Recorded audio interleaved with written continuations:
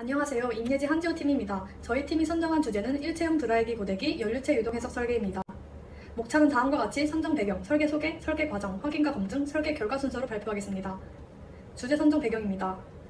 드라이기와 고데기는 모두 머리 손질 시에 사용하게 됩니다. 드라이기로 머리를 말리고 고데기를 이용하여 스타일링하는 과정에서 두 개의 제품과 두 번의 예열 과정이 필요합니다. 이러한 과정에서 다음과 같은 번거로움이 발생하게 됩니다. 따라서 이를 보완하기 위해 두 개의 제품을 합치는 방법을 생각해 보았습니다. 설계 소개입니다. 먼저 드라이기와 고데기의 원리를 설명하겠습니다. 드라이기는 니크롬성 코일을 가열하여 열을 발생시킵니다. 드라이기를 분해해보면 드라이기 실린더 내부에 니크롬성 코일이 있는 것을 볼 수 있습니다. 고데기는 세라믹 열판의 표면을 가열하여 열을 발생시킵니다. 고데기의 종류에는 크게 흔히 알고 있는 판 고데기와 저희가 사용하게 될 봉 고데기가 있습니다. 봉 고데기를 분해해보면 세라믹 열판이 내부가 비어있는 파이프 형태임을 볼 수 있습니다. 이 둘의 공통점은 모두 열원이 필요하다는 것입니다. 따라서 열원을 하나로 통합하는 것이 저희의 아이디어입니다. 이를 바탕으로 아이디어 스케치를 해보았습니다. 드라이기의 열원 대신 봉고데기의 세라믹 열판을 열원으로 사용하도록 설계하였습니다. 따라서 드라이기를 사용할 때 내부에 고데기가 데워져 따뜻한 바람을 내보내고 이후에 드라이기 헤드를 벗겨 예열 없이 고데기를 바로 사용할 수 있습니다. 저희는 드라이기와 고데기의 성능을 모두 내는 것을 목표로 했습니다. 즉 실린더형 열판을 시중에 사용되는 고데기의 온도로 가열하고 공기를 기존 드라이기의 온도로 가열하여 출력하는 것이 목표입니다. 설계 과정입니다. 설계 과정은 프리프로세싱, 솔빙, 포스트 프로세싱 순서로 진행하겠습니다. 먼저 프리프로세싱입니다. 1차 설계는 내부가 비어있는 실린더형 봉 고데기를 열원으로 사용했습니다. 실제 드라이기 사이즈를 참고하여 실린더 길이 150mm, 헤드 길이 40mm, 총 길이는 190mm로 디자인했습니다. 시중에 판매되는 봉 고데기 사이즈를 참고하여 봉 고데기 지름을 40mm로 지정하였습니다. 해석 영역인 드라이기 내부에 공기가 통과하는 부분을 인벤터를 이용해 제작하고 파라폼으로 불러온 사진입니다. 해석 영역에 대해 살로메를 이용하여 격자를 생성했습니다. 정확한 난류 해석을 위해 격자 길이를 1mm 간격으로 매우 촘촘하게 생성하였습니다. 격자의 길이를 1mm로 지정한 결과 약 83만 개 정도의 셀이 생성되었습니다. 다음은 바운더리 컨디션을 위한 사전 조사입니다. 여름철 적정 실내 온도를 참고하여 드라이기 입구 공기 온도를 25도로 설정하였습니다.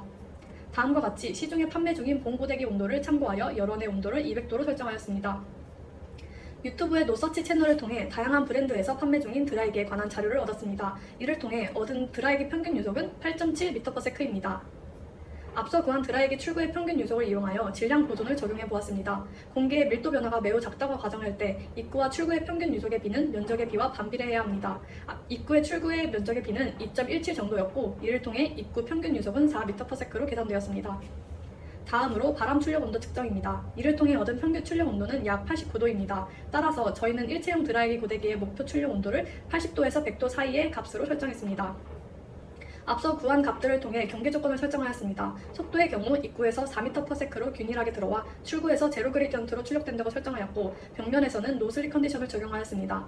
압력의 경우 입구와 벽면에서는 제로 그레디언트로 출구에서는 대기압으로 설정했습니다. 온도의 경우 실내 온도인 25도로 유입되어 200도의 열원을 만나 제로 그레디언트에 출력된다고 설정했습니다.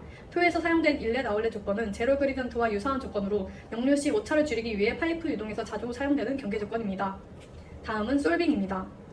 저희 설계 작품은 레이놀즈 수가 임계 레이놀즈 수보다 매우 높은 난류 정상 상태 유도입니다. 또한 열 전달 시 온도의 변화로 인해 공기의 밀도차가 발생합니다. 따라서 모든 조건을 만족하는 보얀트 심플 폼 솔버를 이용하였습니다. 유속이 빠르면서 벽면 주변의 열 전달도 높은 모델이었기에 K-오메가 모델을 적용하였습니다. 오픈폼을 통한 해석 과정입니다. 포스트 프로세싱입니다. 먼저 압력 컨투어를 보겠습니다. 대기압인 드라이기 출구에서부터 멀어질수록 압력이 점점 높아지는 것을 볼 수 있습니다. 다음은 속도 컨투어입니다. 드라이기 출구의 좁은 단면적으로 인해 유속이 급격히 높아지며 레이놀즈 수가 높아 속도 경계층이 얇게 형성되는 것을 볼 수 있습니다. 마지막으로 저희의 최종 목표인 온도 컨투어입니다. 출구로 갈수록 열 경계층이 발달되고 열원이 있는 벽면의 주변의 공기만 가열되는 것 또한 확인할 수 있습니다. 지금부터는 저희의 작품의 주요 물리량인 속도와 온도에 대해서 정량적으로 분석해 보겠습니다. 구배가 작은 것으로 예상되는 실린더 부분은 50mm 간격으로, 구배가 클 것으로 예상되는 헤드 부분은 10mm 간격으로 데이터를 취득하였습니다. 앞서 설정한 간격의 단면적에 대한 속도와 온도 컨투어입니다. 최대 속도 그래프를 보겠습니다. 각각의 단면에 대한 최대 속도 데이터를 매틀랩을 이용하여 플롯한 모습입니다. X축은 입구에서부터 떨어진 거리이고 Y축은 최대 속도 값입니다. 그래프에서 동그란 점은 실제 오픈폼에서 계산된 데이터고 실선 부분은 스플라인 보관을 통해 얻은 데이터입니다. 속도가 헤드 부분에서 급격하게 높아지는 것을 볼 수 있습니다. 다음은 평균 온도 그래프입니다. 평균 온도를 구한 공식은 우측 상단에 적어두었습니다. 이는 열 전달 시간에 배운 에너지 보존식을 통한 평균 온도의 정의를 이용한 것입니다. 그래프를 살펴보면 온도 구간은 약 28도에서 43도 사이로 열원이 있는 실린더 부분에서 온도가 점차 증가하다가 열원이 없는 헤드 부분에서는 미세하게 감소하는 것을 볼 수 있습니다. 드라이기 출구에서의 평균 출력 온도를 계산하기 위해 수치 적분을 진행하였습니다. 결과는 약 42도 정도로 목표 출력 온도인 80도에서 100도보다 매우 적은 값이었습니다. 다음은 2차 설계입니다. 출력 온도를 높이기 위해 본 고데기 내부에 두께가 얇고 단면적이 넓은 핀 구조의 플레이트를 추가하였습니다. 내부 형상은 그림과 같습니다.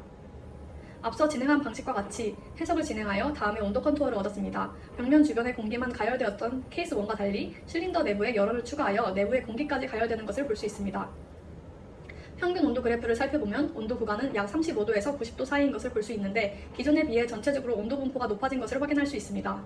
드라이기 출구의 평균 온도는 약 91도 정도로 계산되었고 핀 구조를 추가하여 목표 출력 온도에 도달할 수 있었습니다. 하지만 온도 컨투어를 살펴보면 출력 공기 온도가 높은 부분은 130도 이상으로 매우 높고 낮은 부분은 대기 온도와 비슷한 정도로 매우 낮아 균일하지 않은 것을 볼 수 있습니다.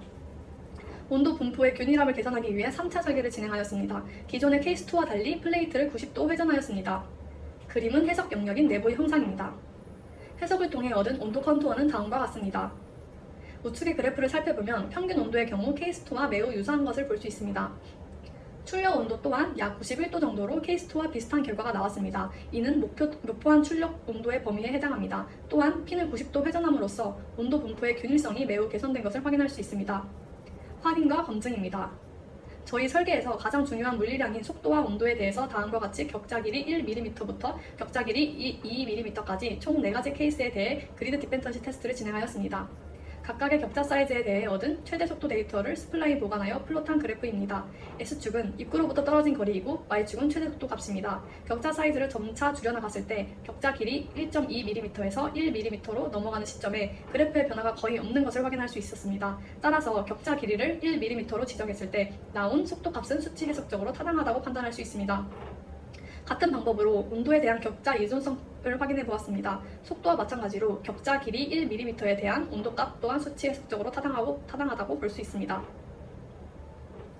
설계 결과입니다. 마지막으로 케이스 1, 2, 3의 결과를 총 정리한 것입니다. 충분한 출력 온도가 나오지 않았던 케이스 1에 비해 케이스 2에서는 핀 구조를 추가하여 원하는 출력 온도를 얻을 수 있었고 케이스 3에서는 핀을 회전하여 출력 온도의 균일성을 개선할 수 있었습니다. 지금까지 저희의 발표를 들어주셔서 감사합니다.